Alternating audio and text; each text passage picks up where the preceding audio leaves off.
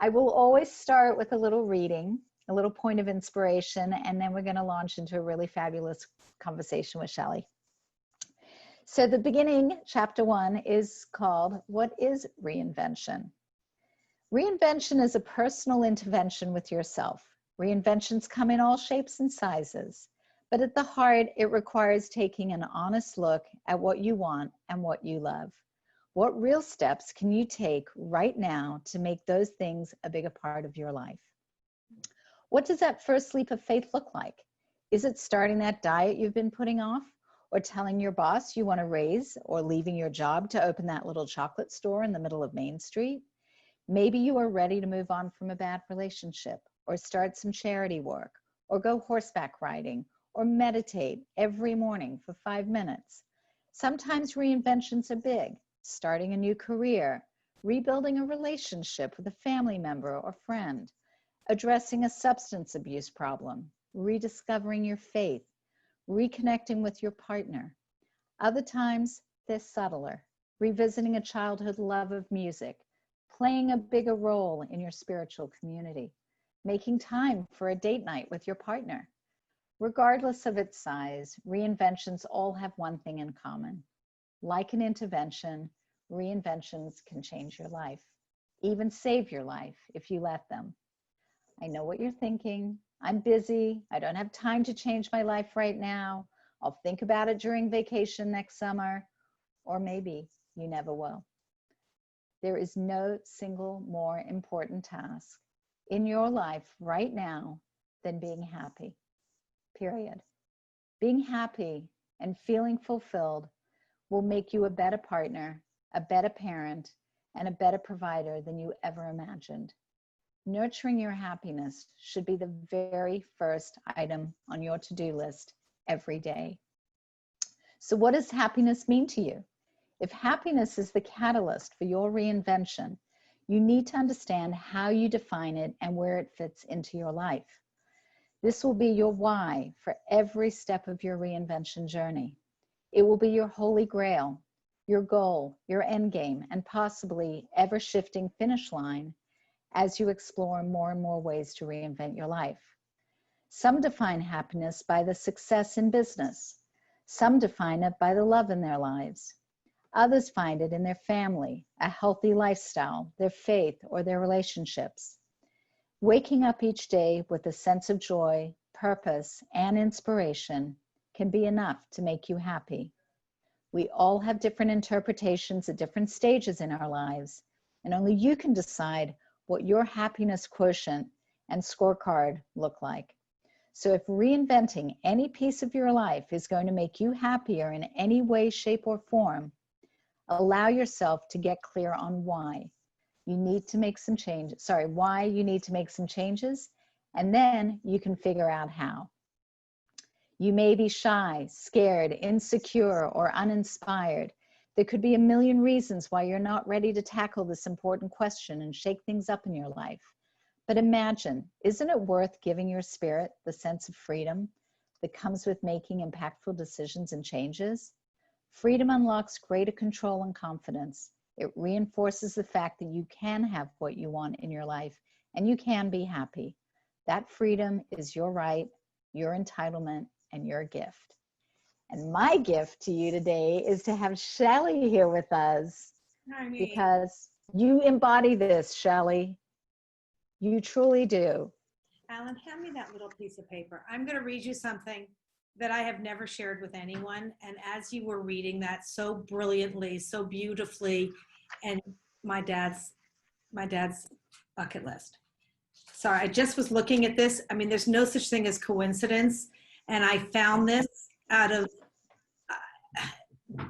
I don't know how I found this, but my father passed a couple of years ago.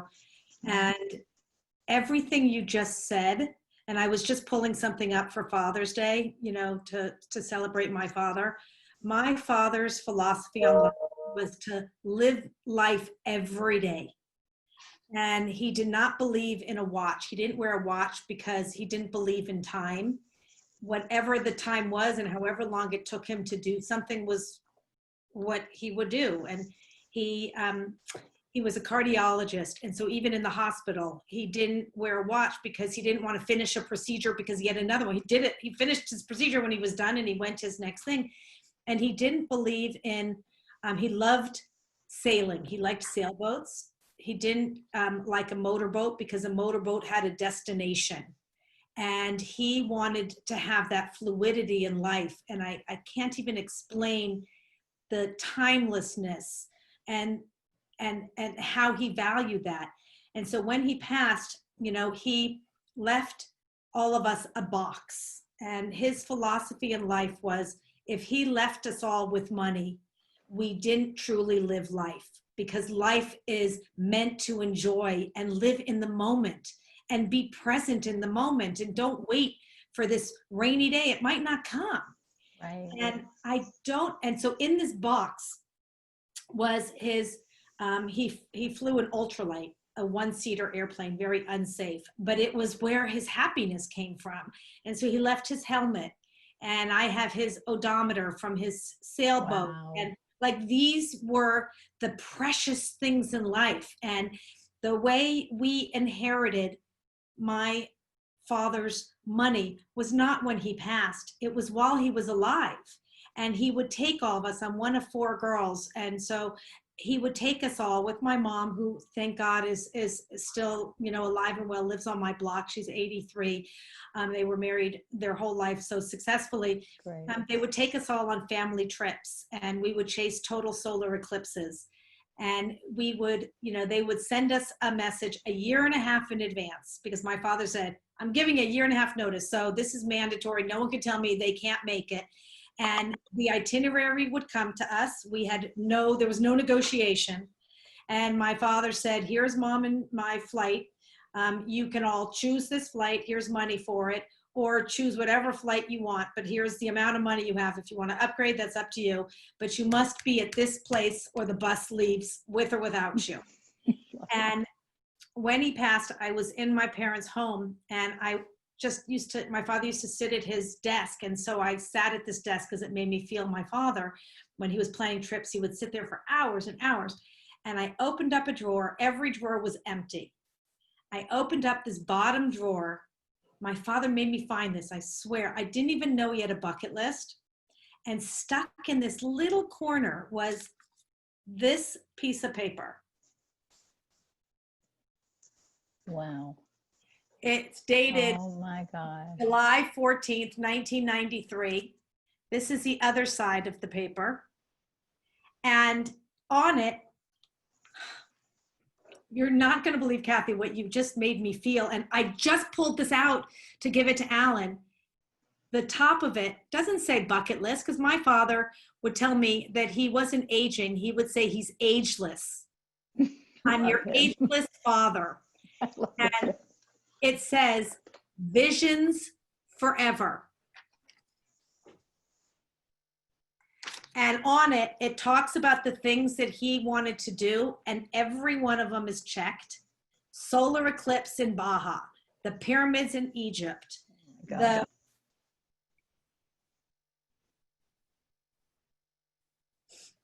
craters, the glaciers of Alaska, Petra. But this is life.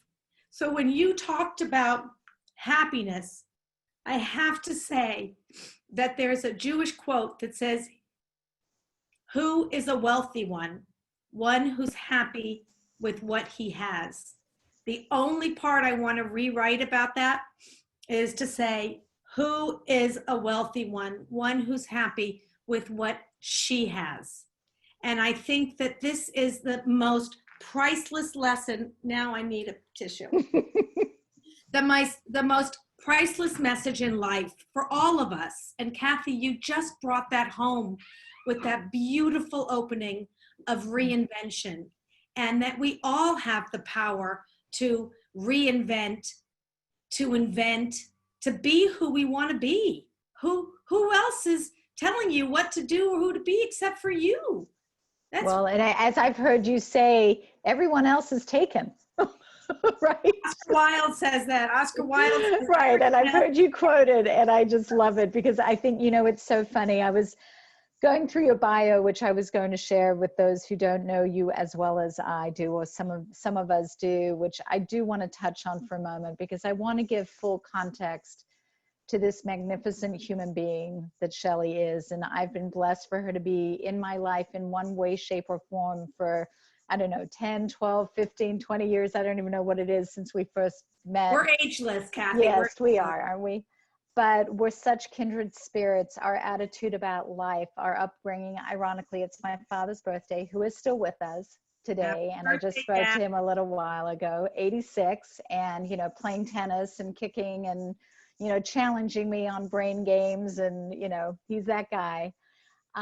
It sounds like you and I both were blessed to have parents who gave us some pretty amazing tools. And I talk about this in my book that, you know, I'm not lucky to have had the life I've had. I was blessed to have parents who gave me the tools to create the life that I wanted. And that's kind of what this book is about.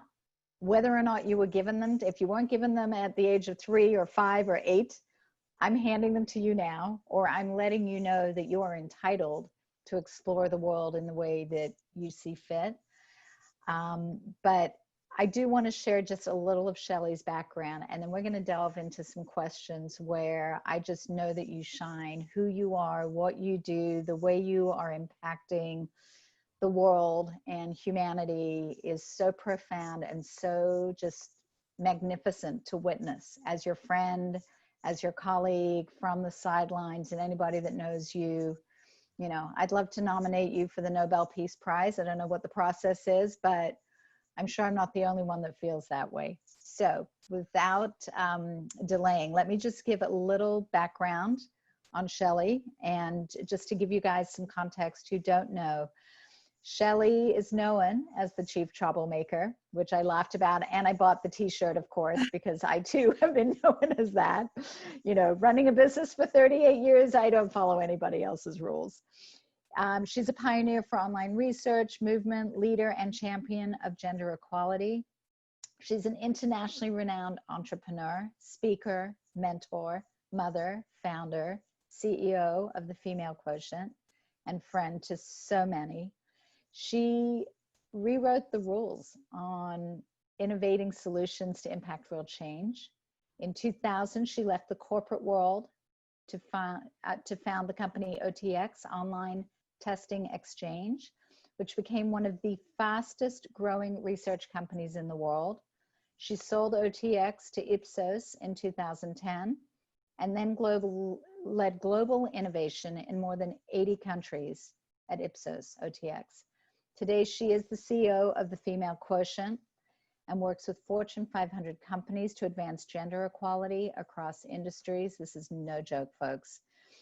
The Female Quotient signature pop-up experience, the Female Quotient Lounge, which used to be the Girls Lounge, and many of you have heard me talk about this for years, brings a home of equality to major conferences, companies, college campuses around the world, and they do bespoke events for all of these global brands, bringing this conversation to life. The lounge is, the Female Quotient Lounge is the gathering place for leaders of all levels at events such as the World Economic Forum, Cannes Lions, that we're not at next week, sadly, Consumer Electronics Show, which we won't be at in January, I don't think. I hope we will be. I know. The Milken Institute Global Conference, and so many more. We're talking licensing show, the NBA All-Star Games, you name a major milestone event, the Super Bowl, anything that is happening in media, business culture, pop culture. The FQ Lounge is there to really help level set this conversation about diversity and gender equality. I could go on and on and on, but I'm not going to. Shelley's a speaker. She's with the Washington Speakers Bureau. She's interviewed, no joke, some of the most profound and prolific individuals in this world, ranging from Katie Couric, Ariana Huffington, Gwyneth Paltrow, Halle Berry, Reese Witherspoon. Those are just the celebrities, but you know, the CEOs of every major global corporation, the thought leaders, the visionaries, the futurists. This is the world that Shelley plays in. And when I say play, I'm not kidding, because Shelley, you bring all heart and all real person to everything that you do. And it's extraordinary to witness. Truly, it's amazing. And the impact that you are generating and creating with your team and the people that you are bringing into these conversations is mind-blowing. They started the See Her movement, the hashtag See Her movement. I know you were instrumental in creating the GEM Scores initiatives with the ANA, which actually affects the way advertisers are creating the content and the rigorous process they have to go through to make sure that they are mining and managing all of the gender equality and diversity issues so that all of these brands and companies are responsibly portraying their message. So these things are game changing on such a huge scale. So all that being said, you're fabulous and philanthropic and has the most gorgeous family and opens her home and her heart up to really everybody and makes it look really effortless, truly. And the hair always looks fabulous. It's so long. I know, mine too. Right? My hair is so long. It's like my sister called me. She came over the other day and she says, I'm one of 4 girls. She says, if you don't cut your hair soon, I'm coming over with scissors and doing one snip because I can't take it anymore. I shaved my husband's head the other day and I said, quid pro quo, can you cut a few inches off mine? He looked at me like, you don't want me to do that. Well, Talia shaved her husband's head and left a bald spot there. It was that's good thing hysterical. men's hair, men don't care and their hair goes back really fast. That's hysterical. So Shelley, all that being said, I do have a couple of questions, and Shelley is in my book. Shelley is in chapter 6, but I extracted a few quotes from there because they were things that I feel are real Shelley-isms, if you will. Okay. You say, I've always been comfortable being uncomfortable and willing to go where others have been afraid to go. And you've reinvented your life so many times, and every day seems to feel like a new adventure because of what you do with all the companies and all the people and the various subject matters. You are practically reinventing every day because you're exposed to so many new areas of life and industry and business and causes and layers. So you're really immersing yourself in those conversations. You're always learning and you're growing, and you know, we're both like that, and we're super curious, and you just seem to like really take it on. So I'd love you to tell us a little bit about one of your greatest uncomfortable moments, because with new things come that sort of challenge of, oh, that's new, it's kind of uncomfortable, I don't know if I want to go there. I'd love to hear your take on sort of those kind of adventures in your life. Gosh, you know, I didn't get chief troublemaker for no reason. I just, you know, I broke all the rules that made no sense to create the new ones because I was the only female CEO, top 25, my entire career. And the way the men ran companies, and including myself when I was in these big companies, it didn't work for me. You know, I am a wife, I'm a mother, I am very involved in community. I live and breathe for my girlfriends. I'm a sister, I'm a daughter.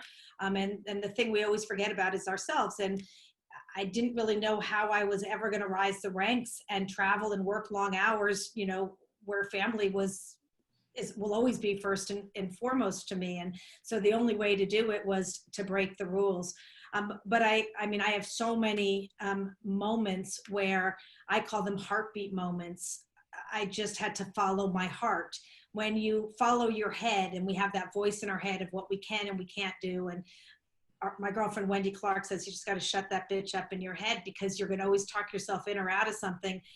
But when you follow your heart, boom, you got to follow it because it's the path that feels most natural. And then how do you create the rules that become the new norm? I was so tired of being the exception. I wanted to become the new norm so that others would be able to push forward.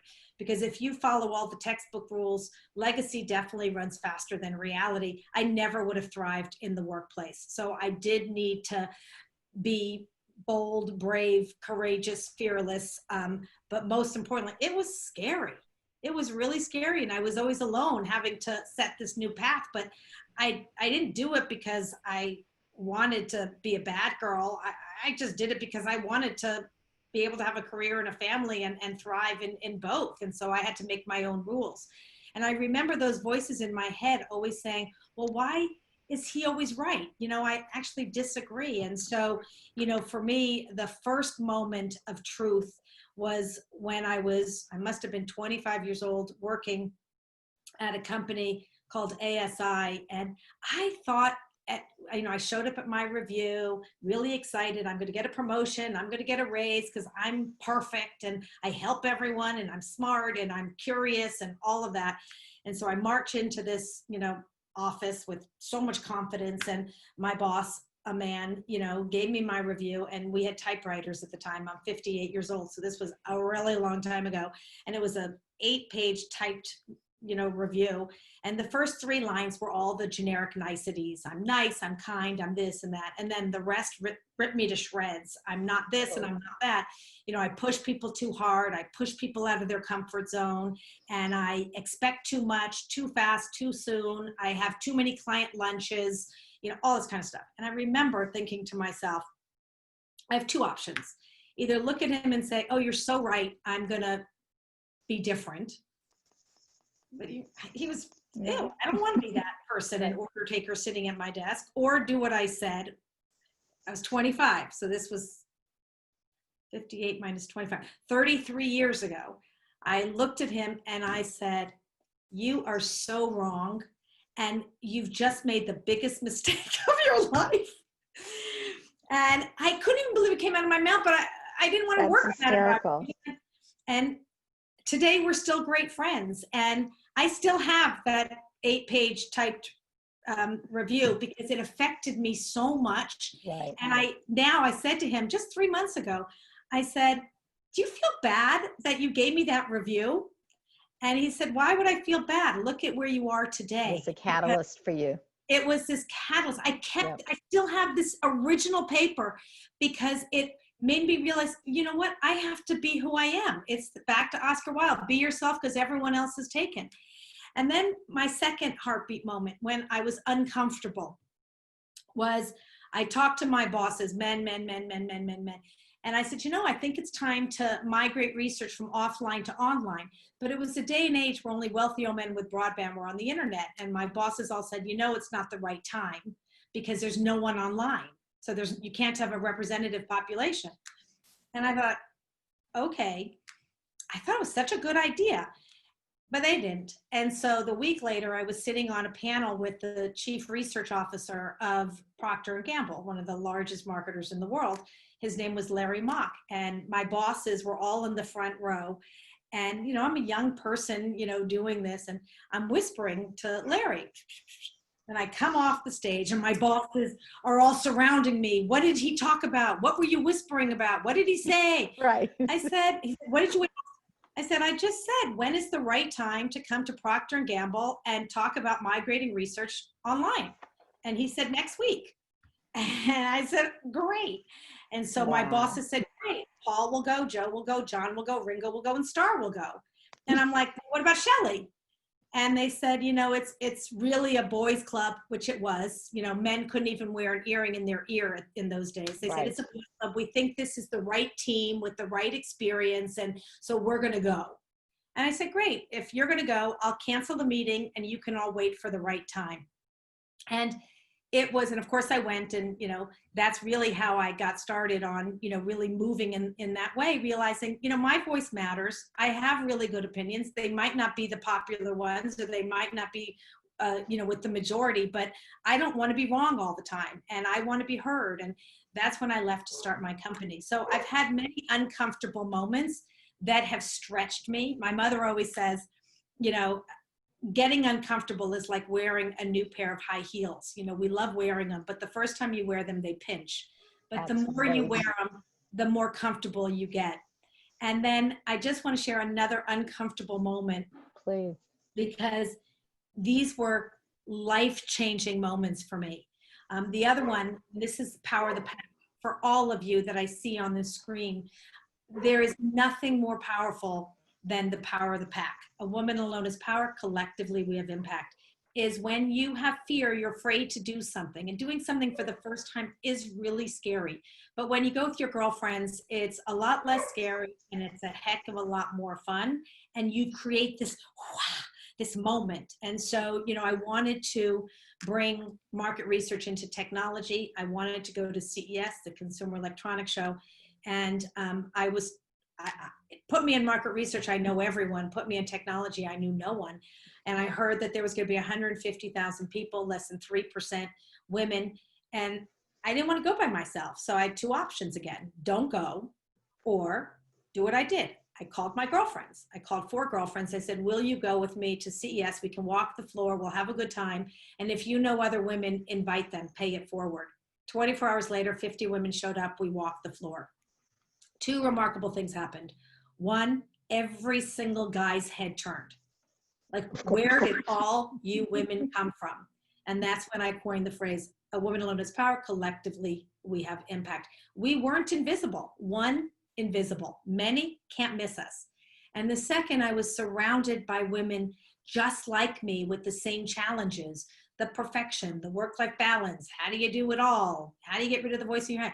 And we started sharing things. More business was done in my little king-size bedroom than, you know, in any environment you could be at. People in my closet showing each other technology and doing deals.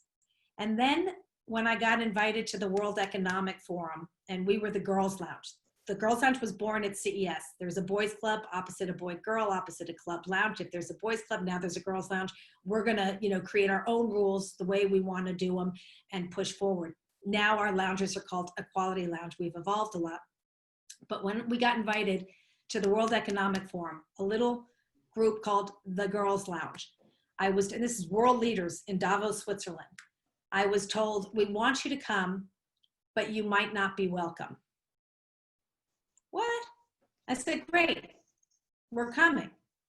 And what do? Once again, I picked up the phone, called my girlfriends and said, will you go with me to the World Economic Forum? And I have to say that 6 years later, we are the destination for equality at the World Economic Forum. We're now called the Equality Lounge, with every leader in this space, you know, creating change together, sharing the good, bad, and the ugly, so that we can stop going backwards in silos, doing the same thing. We're going forwards with the power of collaboration. And so just reinvention, I have to say, is such an apropos word, because we all have the power to be who we are, to bring our best selves forward, to reinvent, to reimagine, and to rewrite the rules, especially when there's junk in the trunk. Let's just create the new ones and push forward, but push forward together, because it works. It really does. It does. And I mean, you know, it's been so impressive to watch the process. And, you know, I've watched the Girls Lounge grow up from those early days. And I remember there was an event at one of the media conferences here at the Beverly Hilton Hotel.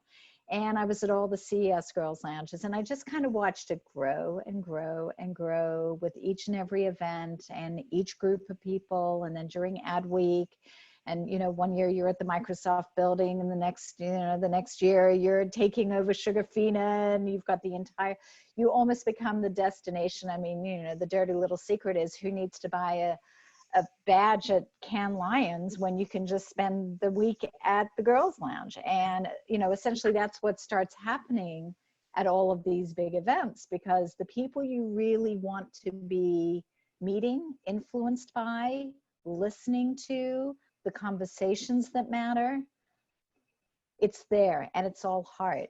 And the beauty has always been that you've created a safe environment for those who are coming up in the ranks, those who want to learn. You're mentoring.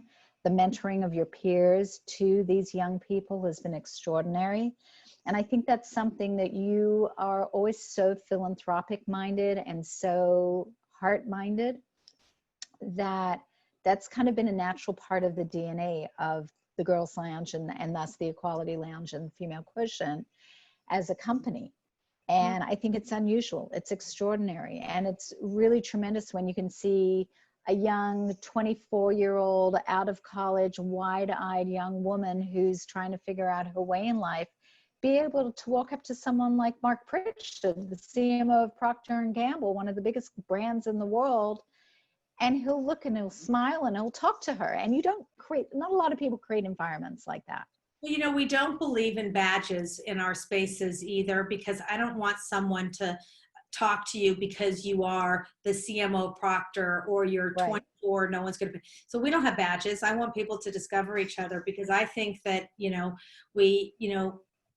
we talk about mentorship in the moment. It's not just about wisdom from the top push down or bottom up. It's sharing bits and bytes of knowledge all around, and we all learn from each other, and that's how we grow. And you talked about the people that I've interviewed that are celebrities or influencers, but I have to tell you, the real celebrities in our world are each and every one of you.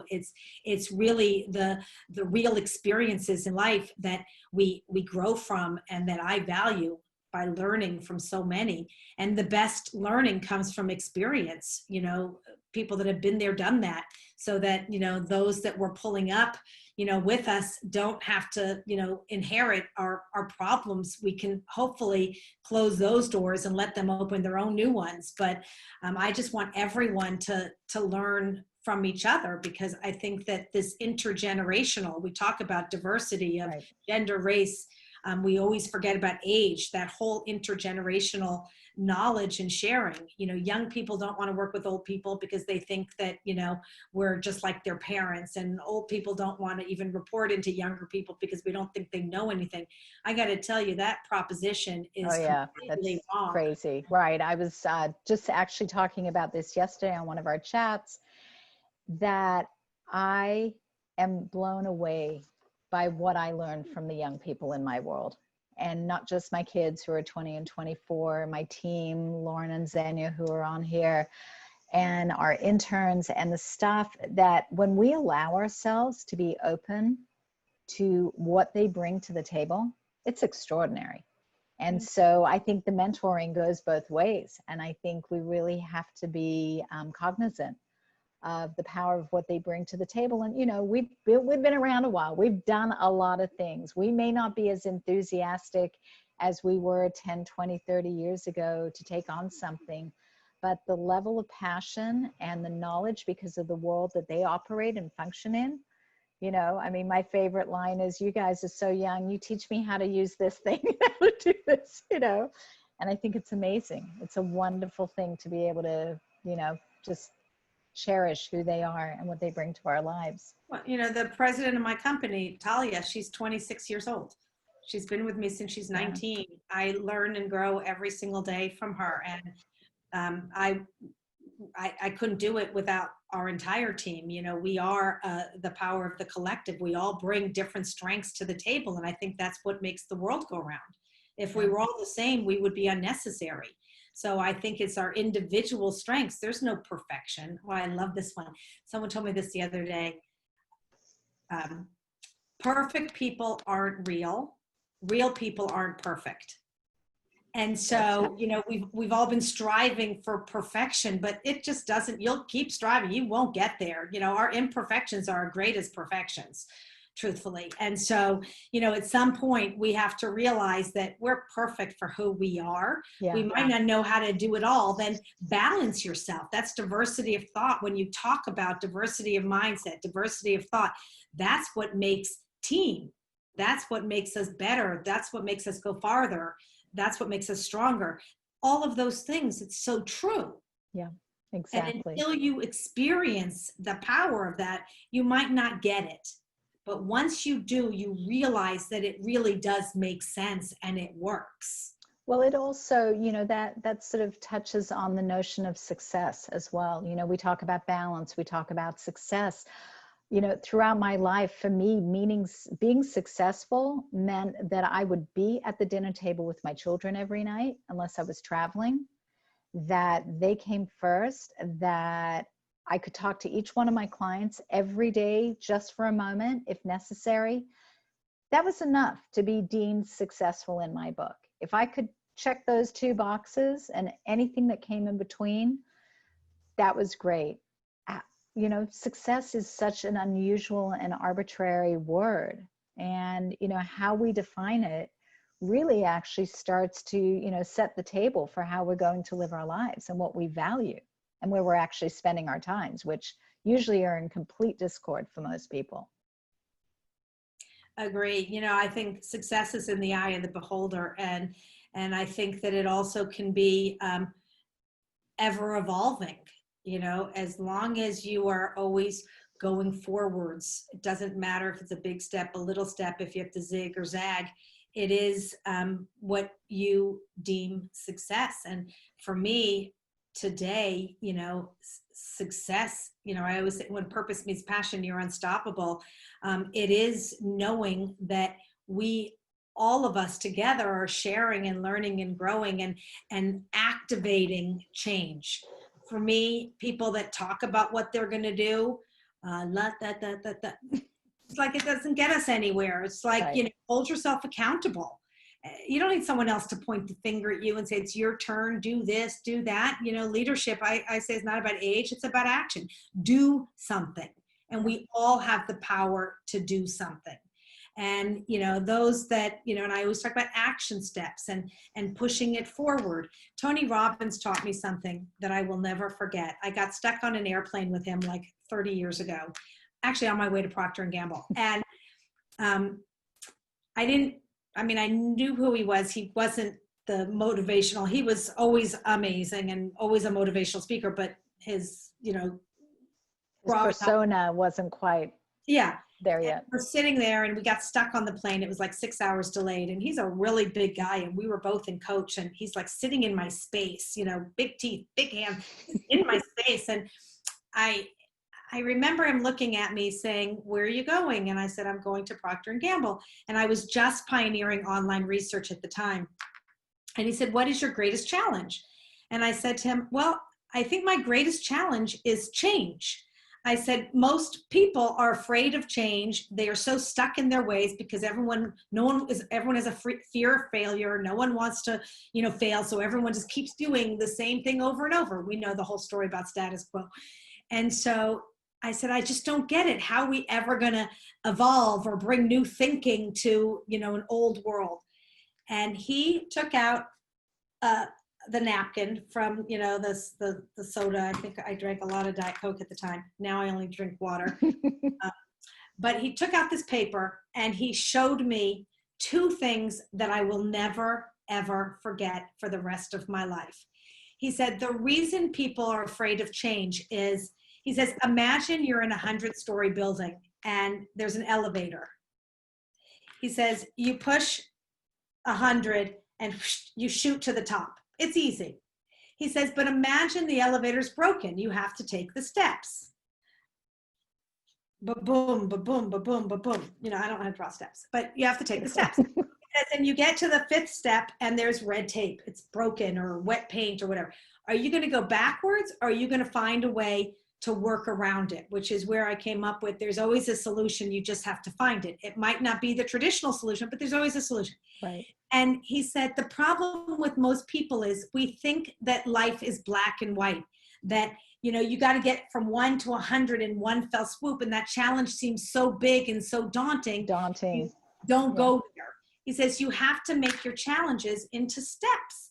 And, step. Maybe take 3 steps at a time if you want to go faster, but it is steps. Don't be afraid of them, because the worst thing that can happen is you'll be wrong. But the best thing that can happen is you might be right. Yeah, you're right. And look, I talk about this throughout the book, the reinvention roadmap, breaking things into bite-sized pieces, rewarding yourself along the way, recognizing that it's okay if you get to that 34th floor and there's red tape, that you're going to be throwing a curveball and you're going to have to pivot and you're going to have to figure out a different way to either get there, or your mindset may change and something's occurred in your life and that goal that you had is now shifting, and that's okay too. Go with it, lean into it, and figure out how to get there. And 2 things for all of us. 1, resilience. Resilience is one of our greatest strengths, that used to be invisible. And so I'm trying to ignite the visible, emotive, passionate, compassionate, collaborative, resilience. All of these qualities, empathy, passion, are some of the greatest qualities. We possess that. I mean, think about it. We have never been rewarded for our greatest strengths, because what Look at a job resume for a CEO. We're looking for an aggressive, assertive, linear, analytic leader that can deliver a great ROI. Is that an actual human being or is that a robot? Well, that's why we have that imposter syndrome, because we don't relate to that. How about this job description? We're looking for an empathetic, passionate, compassionate, collaborative, visionary, resilient leader that can deliver a great ROI. And we'll teach you how to do the skills that you need to know, right? Exactly. And so these are the kinds of things that we see, especially in COVID right now. Those qualities are the qualities, the traits of our greatest leaders today. And the second thing is look in the mirror and be able to say to yourself, I'm proud of myself. You go, girl. Don't wait for someone else to give you that acknowledgement. Be proud of yourself. As women, we are so reluctant to boast or brag about ourselves, but I'll tell you something, we're not afraid to brag about anybody else. We brag about everybody because that's just who we are. And so what I have done my entire career, because no one gave me, except my parents, of course, the unconditional love, ever said, you're right, you go, so I started buying myself my own presents, like my little bangles. They're all gifts to me. I bought myself those gifts because when I look at them, yes, I love them and they're beautiful, but they're very significant and important to me because they symbolize something I did that I didn't need someone to tell me. Yeah. I did for me. And they all have significance.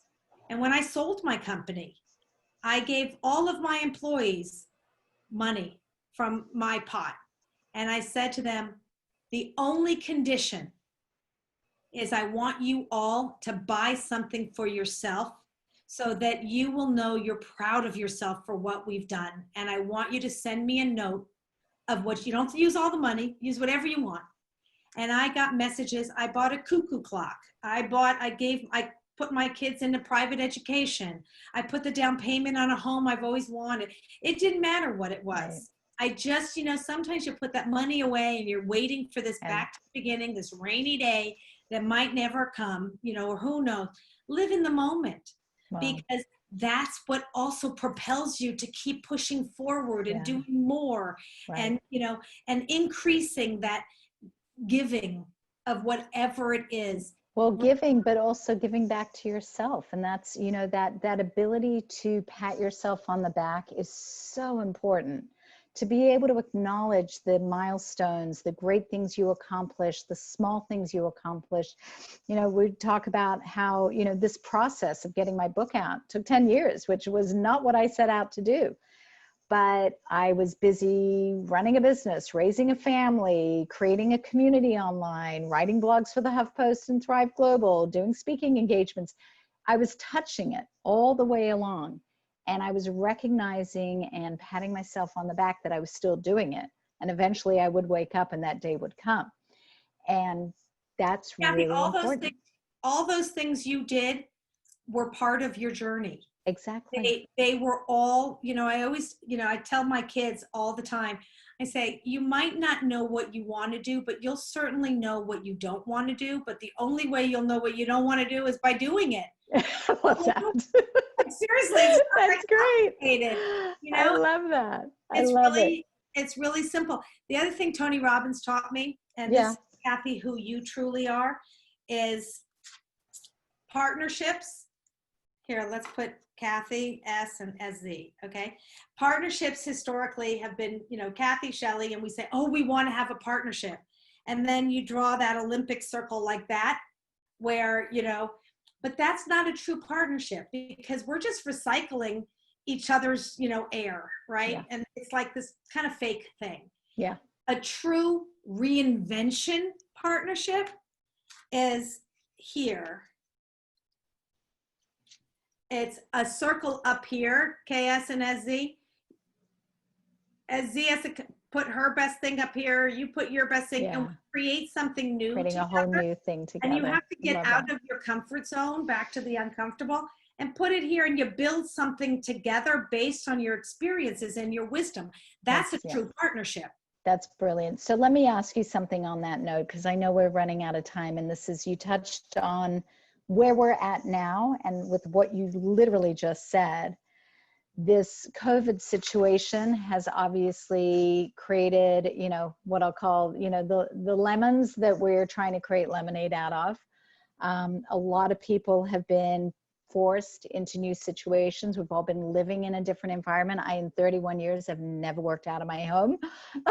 3 months here, it's fine, but I went to visit my office today and I looked around and I was like, oh, I need to get back in here.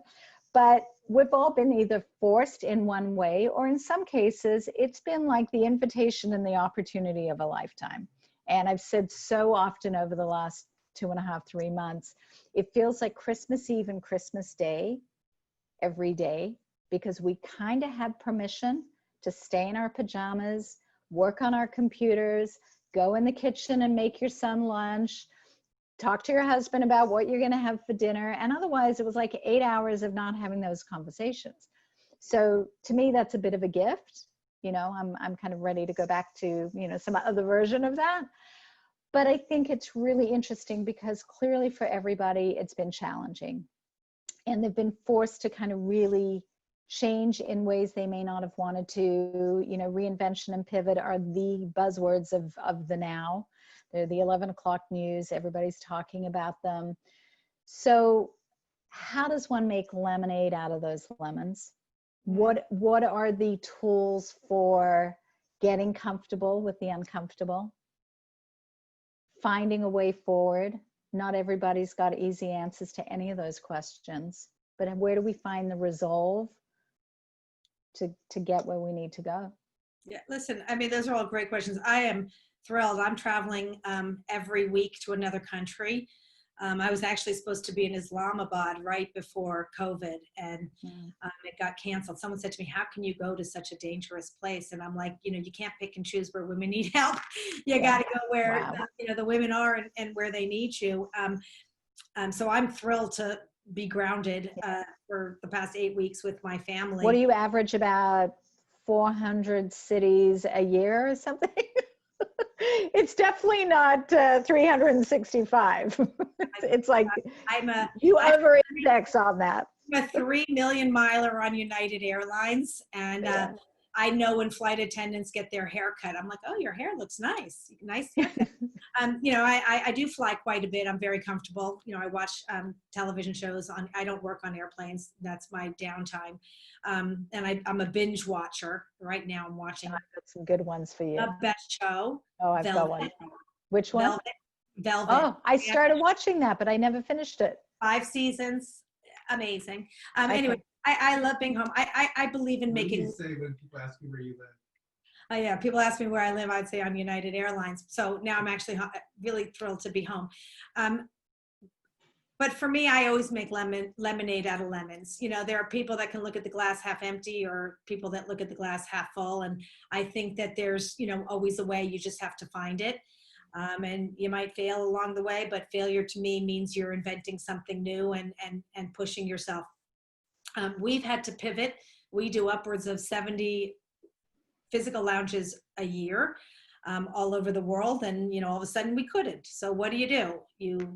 You know, wag, I can't do this anymore. No, you pivot. And so within 24 hours, we went virtual and we moved all of our conversations online. We've probably hosted over 120 online conversations in the last 6 to 7 weeks.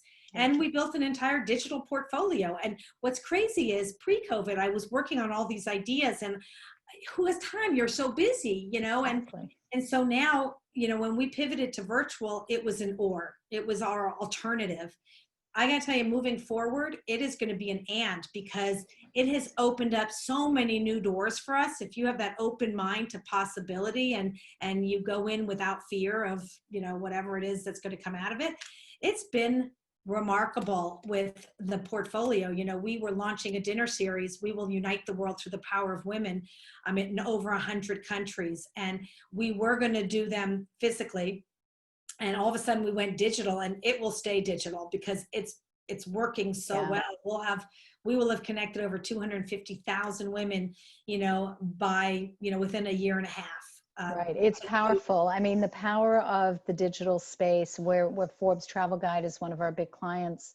We're creating virtual events that will bring the champagne and caviar experiences to people all over the world. And that's going to be much better than getting the 800 people in a room when you can get thousands around the world with the great chefs from Macau and the most beautiful 5-star spas from, Paris, and being able to create these visceral virtual experiences that enables so many more people to be a part of it. Well, I mean, we talk a lot about equality, equal opportunity, but this is really about equity that, we have now opened our doors. People of privilege get to go to conferences, but what about those that can't physically be there? This has opened up that everyone has access, everyone has opportunity, and we've gone, we've been global, but our global depth, our breadth and depth, and the opportunities have been amazing. Listen, revenue, financial, it's heartbreaking to see what is going on in the world, but it's also very invigorating to see that humanity matters and that we are connected in ways we never were connected before, because we're all dependent on each other to fix this problem. The interconnectivity is necessary for success today. Yeah. And so, and bringing the invisible to visible and seeing these strengths that are rising and shining this bright light on what leadership truly looks like and should look like, and how it gives us this moment to clean our closet, get rid of the junk that doesn't work, and close that door and open the new one of equal opportunity across the board, and getting conscious leadership. I say equality is a choice, unconscious bias is an excuse. If you say unconscious, you're conscious. Hello. Right? And so if we've already had a wage gap of 80 cents on the dollar for women and 63 cents for Black women and 54 cents for Latinas, and now we know that COVID widened that gap exponentially and disproportionately, well, then be aware of that before you make the choices and the decisions that you're making. It's about intentionality, not complicated. Yeah, it's so important, and to be so mindful, and at a time like this, people are getting to sit back and make conscious decisions about what they want to do with their life and who they want to be. This moment in history, this moment right now, today, with what we're witnessing in the news, it's just unconscionable. And so I think that the fact that we have time and space to sit back and take a breath, and to your point, where, there's so many things we think we need to do, we should do, we want to be doing for the world, for ourselves, for our well-being. And we're so in hair on fire mode constantly that we can't allow the time to make those happen. And yet here we've been handed a gift to be able to sit back and give that a little thought. It's a question of what we're going to do with that. I was thinking as you were speaking that, I think reinvention, I think also don't retrofit. This is a great moment to invent forward. And, I think that that's a really important moment of reinvention. Doesn't necessarily mean you need to retrofit. Reinvention is also invent forward is reinvention. And I was thinking, Kathy, as you were talking, a lot of people talk about their to-do list, and a lot of things on a to-do list are things you don't really want to do, but you have them on your list. And as, women that are typically OCD, we need to check off all those things. So make it a to-be list. And ask yourself that question now, who do you want to be? And if you ask yourself that question of who you want to be, put those things on your list. And don't put the ones that you think you're supposed to put on, put the ones that you want to put on, and then push forward and be that. Exactly. And I think that is our opportunity and our moment right now when we have that pause. Think about who you want to be, and then be that. And the only person that can give you the power to do that and permission to do that is yourself. Give yourself permission to be who you want to be. And it doesn't have to be forever. It could be for now. Who do you want to be now? And go. And know that you're entitled to be that. I mean, you really are. That is such a beautiful place as we're at the bottom of the hour. I want to take us out with a quote, which is just so befitting of today. And I just, it came to me in the middle of scrambling. It was like, where is that quote? Which page is it on? Because something you said triggered it. It's a great quote from John Lennon. You may have heard it. When I was 5 years old, my mother always told me that happiness was the key to life. When I went to school, they asked me what I wanted to be when I grew up. I wrote down happy. They told me I didn't understand the assignment. I told them they didn't understand life. I mean, does that not say it all? Exactly right. I think it's spot on. The simplest things in life are the best things in life. And, I just wanted to say also, Kathy, for anyone that has questions, I don't know if you're getting to them, but if you don't have time, send them to me. I will answer them as best as I possibly can. So, Thank you. And yeah, I know that we've had a lot of beautiful comments in the chat here. Not a lot of questions per se, and I don't know if anybody wants to raise their hand. It is 3:30. I'm okay to hang out for a few more minutes. Shelley, I'm going to unmute you real quick. Shelley Goldstein. Hang on. Unmute. Hang on, you do it. Okay. I just said thank you, Kathy. Hi, Shelley. Nice to see you again. Popping up in different areas, and everybody else, it's always so good to see people. My question for you, Shelley, is you talk about this forward collaboration, which I absolutely love. You go around the world to all these different countries. Do you notice there's a cultural shift, or there's sometimes they say there's cultural differences and we don't understand business because our cultures are so different? I mean, look at Japan versus the way we do business in the United States. How is it on the topic of women empowerment and really standing up and giving ourselves a voice across all these different cultures? It's funny that you asked that question. So thank you for asking, Shelley with an E. We're both Shelley's, which I love. I was invited to Saudi Arabia, to Riyadh, and everyone once again was like, how could you go? It's so dangerous. Women don't have a voice there, and I have to say, quite nervous to go, but I needed to go. I was invited to speak at FII, which was the Financial Investment Institute, the Future Investment Institute, and it was all men. And I was going to be the first woman really that had a voice on a main stage. And here I'm a white Jewish girl, going to Saudi Arabia. And so I said, do I need to wear a hijab? What do I need to do? They said, no, it's so much more progressive. You're okay. And so I gave them 3 conditions of me coming. And one of them was I needed to stay at the hotel that was where the conference was. I didn't want to commute. The second, I needed a driver to pick me up. I don't speak the language. I don't know anything. And the third was I was only going for 24 hours, flying on an airline that was acceptable to me. And check, everything was fine. They told me everything. I landed in Riyadh, and I'm walking all around with my little suitcase, this white girl with all black covered faces, and it was really scary for me. And my driver wasn't there. I'm walking up and down, no driver. And I thought to myself, oh my God, what am I going to do? I'm just going to go back on the plane and go home. I'm not walking out the door. I don't even know where I'm going. I don't know anyone. I don't speak the language. I don't have the money. Nothing. And next thing I knew, all of these women with, their faces covered surrounded me. I wasn't crying. I mean, I was fine. I just was going to turn around. And they all surrounded me in a circle, and they were touching me and thanking me for coming to Saudi Arabia. And it was that little boost that I needed to push me out the door. And this man says, do you need help? I said, my driver's not here. I need to go to the Ritz, blah, blah, blah. Is it far? He says, no, it's not far. And he says, do you have Uber? And I said, yes. He says, okay, just follow the purple line and you could get an Uber. So what am I going to do? So I follow the purple line.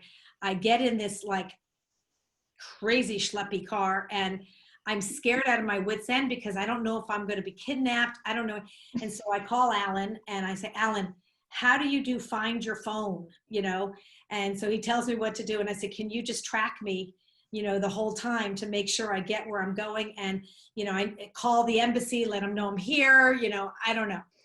And so, and then of course, at the same time, my girlfriend, Nadine McHugh, who's now the CEO, president of See Her, calls me up about something else. And I tell her that I'm scared. And she goes, I'm staying on the phone the whole time with you until you get there. I am not hanging up. Power of the pack. I get to this magnificent hotel, the gates open, I go in. Now there's 6 people with signs, Shelly's Alice, Shelly's Alice. I'm like, where were you in the airport? Anyways, it was the most incredible 24 hours of my life.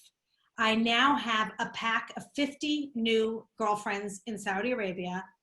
And I did my thing on the stage. I hosted a dinner for women. And what these women all said to me was, please share back with the rest of the world that we are powerful. We are independent. We have a voice. We are entrepreneurs. We're doing business. Yes, there are parts of the world that are still, and we still have a ways to go, but we're on this. And our children used to want to leave our country because our girls didn't think they had rights. They're all coming back.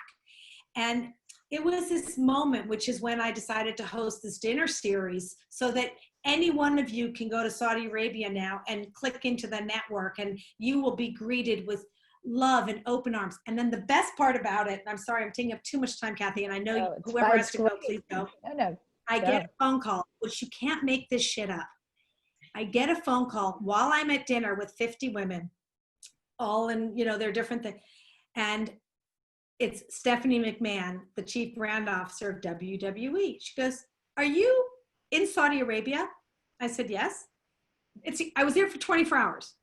I've never been to Saudi Arabia. She goes, I said, are you? And she says, no. She says, but this is the first time in history we have WWE, our female wrestlers in Riyadh tonight. You must go. That's crazy. And that is crazy. I'm like, what? And I said, but I'm at a dinner party with 50 women.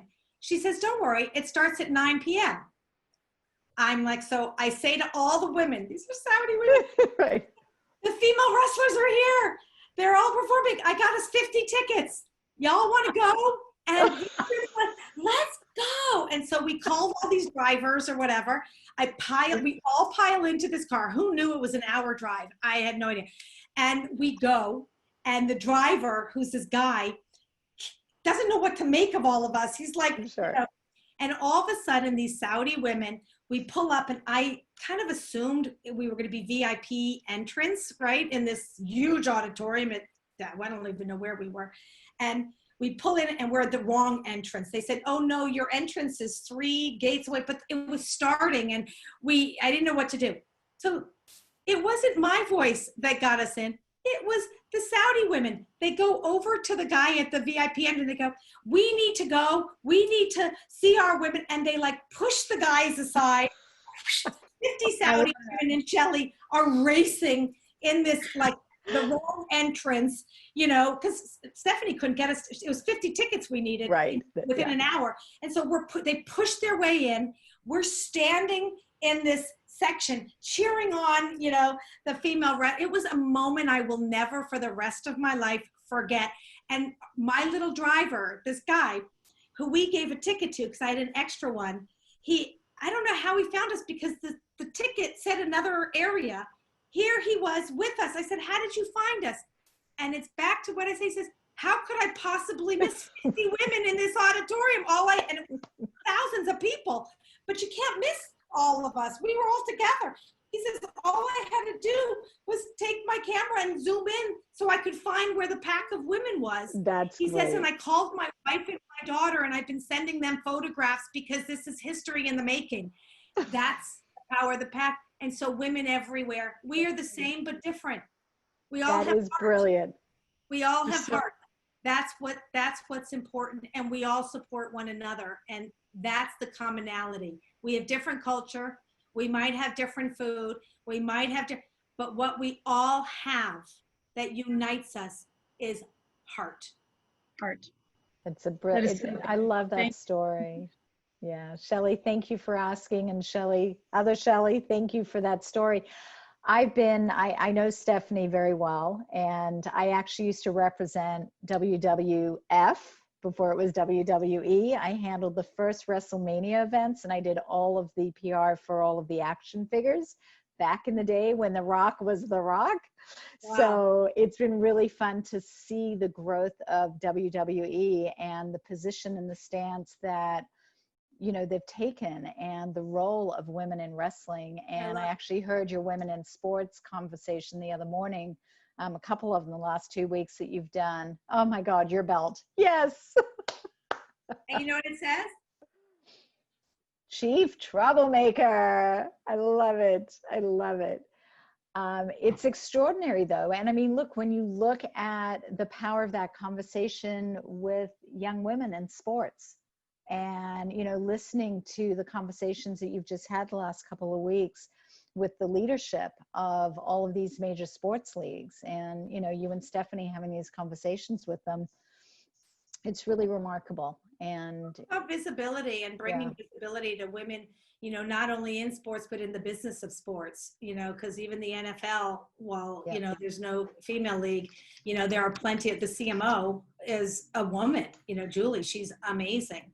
And, was just telling me that she gets questions all the time because of the series that we all started on advice. And the best advice comes from women who have been there, done that, working in a predominantly male-dominated field. And so her words of wisdom of how she's broken through and used her courage and bravery and found her voice and stood up to her power and owned her ambition, all this, it's priceless. It's amazing. Amazing. Well, look, I think we could stay here for hours, but it is a beautiful Friday afternoon and the weekend is upon us. So it's time for drinking. Yes, Tammy. I didn't even need to talk. I was just like, right. I want to thank everybody for being here. Shelley, I'm so grateful for you, our friendship, the time, the conversation, your passion, your energy, your impact.